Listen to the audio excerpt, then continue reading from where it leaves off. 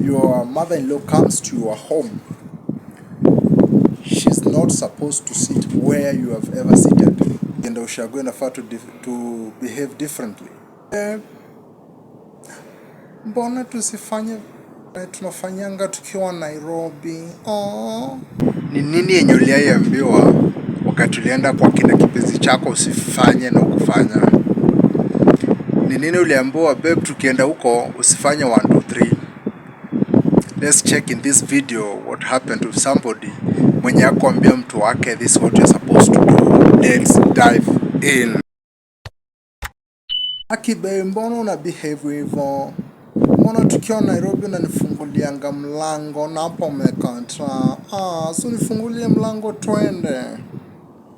Guys, hizo ndio vitu zenye some people are going through. Juu ukiwa Nairobi umemzoesha unamfungulia mlango. Zingine unapika, unapigana mabusu mbele ya watu. Na vitu mob kama hizo. But sasa umekuja ushago. Mahali penye watu wanakujua vizuri. They know your upbringing, they know everything about you. Alafu umezoesha huyo mpenzi wako makises mbele ya watu, mamunjus, kufungulia mlango ya gari. Kwa sababu umekuja ushago, hautaki kumfungulia. There's a video yenye I was checking on internet and nikapata this guy Koni Bumala. So ameenda na manzi yake.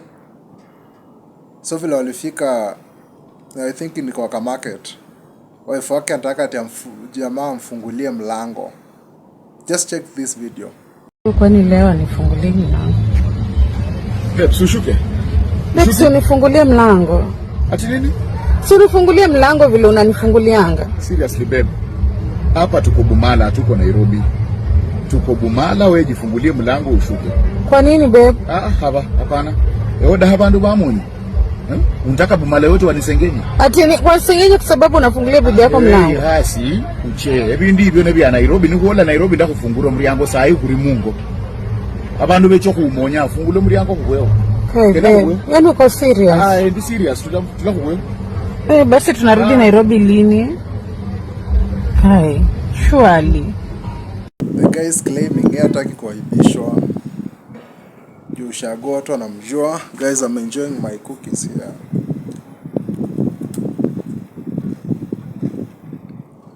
Ushago watu wanamjua. So zile aibu za Nairobi hataki kuziona. Nikawa najiuliza kulikuwa na mtu fulani mwenye alikuwa anapatiana script ya ukienda ushago how you are supposed to behave. Ukienda ushago sijui sabuni ni ya vyombo, ninaosha nguo, osha everything. He was a comedian by the way. Alikuwa anapatiana script yenye ukienda ushago inafaa behave, but I think really hakuipatiana hiyo. So Nairobi tumezoea kufanya vitu zenye ushago tuzifanya. A married man in Nairobi atafulia bibi yake, but akienda ushago watu wife wake akuwe mgonjwa, hawezi mfulia, hawezi mpikia. But in Nairobi you are doing those things, man. So by the way, is it wrong for a husband kufungulia bibi yake mlango? No, we adopted Western culture kabisa. Na bado hajakubalika in our villages where you come from. So vitu kama kufungulia mlango haziko, kufulia wife, kumpikia. In tradition hizo vitu hazikuanga. Kama kitambo grandfathers mtu alikuanga na wives karibu 10. Sema one ako pregnant, si atahamia kwa hiyo mwingine. So vitu kama kufua nguo, kupika ni nini, hiyo biashara hakuanga nayo. That's why people were having so many wives those days, man. But sasa sahi where I've come from, vitu zingine hatujaifanya tukiwa ushago, but tumekuja Nairobi tunazifanya. So tukienda huko Are we supposed to do them or are we not supposed to do? According to the video namwambia mimi sitaki kuaibishwa. I don't want to be embarrassed. Because this is not our culture, man. Open the door and come out by yourself. So sometimes it's very difficult to balance between more urban life and village life. So if you go to the village, you need to adjust to what is done there. If you don't have a tap, you go for water in the river. If there is no firewood, you go and fetch firewood. So you need to balance, and you need to know that you do different things depending on the environment. Na hii adjustment inafaa ifanywe na, let's say huyu msichana your babe hujaimpeleka ushago. So wakati unampeleka for the first time, you need to tell her that this is how things are done here. You have to go and fetch firewood. You have to go and fetch water. You must wash my clothes. You must cook. Vitu kaa hizo. But wakati umeenda hujamwambia yeye ajui chenye anafaa fanya, wewe umeenda na yeye, she's not prepared psychologically for these things. Unaenda unamwambush, unamwambia nisikufungulie mlango, ajifungulie utoke. Dayaje zoea hivyo. Maybe ulinunua gari 5 years ago.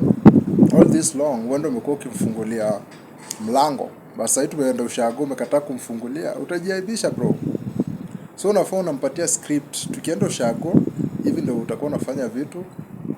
Hivi ndio utakuwa unafanya vitu. Best friend of mine aliambia wakati alienda ushago, aliambia wife wake, ukifika ushago, don't call me babe. Call me baba fulani. Babe ni ya town huko tukiwa na wewe, lakini tukienda ushago, babe is for our younger babe, it's not for me. But tukirudi town, I can embrace that babe. Yeah. Wasidhani kama ilikuwa mbaya, because kwa village watu people interpret things differently. So nyinyi mtaenda mtana huko babe, nasema huyu amekaliwa chapo, anaitwa babe, huyo ni mtoto. So hizi adjustments unazifanya mapema, una update vile wanafaa wafanye vitu huko, otherwise utaibika.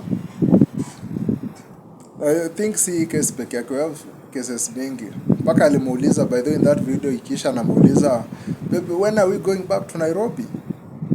Yani this issue peke yake kukataa kufunguliwa mlango imekosa mpaka wife anauliza siku gani utarudi Nairobi. But kama angekuwa updated mapema, angejua what to do. Or sidhani kama alikuwa ameambiwa, because ange ignore. But jamaa mfika tu kwa watu ndiye anamwambia mimi sikufunguli. Update your people. Be it your man, be it your wife. But then ni ukweli. Hata kama for example unaenda introduction, mwambie in our culture, maybe you come from different cultures. Tell your someone that in our culture you're not supposed to do this, you're not supposed to do this. Like in a certain culture in Western, that when your mother-in-law comes to your home, she's not supposed to sit where you have ever seated.